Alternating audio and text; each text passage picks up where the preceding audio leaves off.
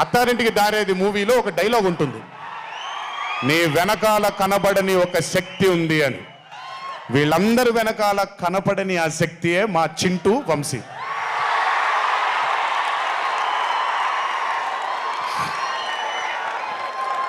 Cinema అంటే చాలా చాలా చాలా ప్యాషన్ తనకి.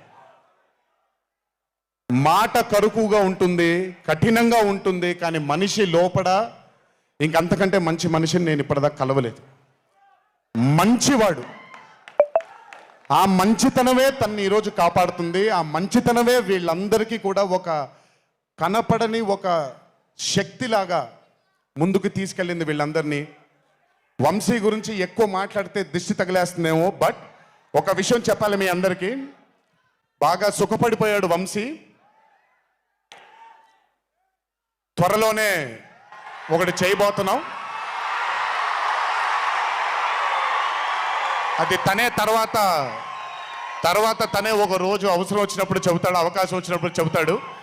కానీ ఆ సినిమా చేసిన రోజు మాత్రం వంశీ ప్రొడ్యూసర్గా ఆ సినిమా చేసిన ప్రెజెన్స్ ఇదంతా కూడా కాదండి, వంశీ ప్రొడ్యూసర్గా తన పేరు పడిన రోజు, ఆ చిత్రం మొదలుపెట్టిన రోజు మీ అందరినీ హ్యాండిల్ చేయమని తను వదిలేయబోతున్నాను. నాకు సంబంధం లేదు.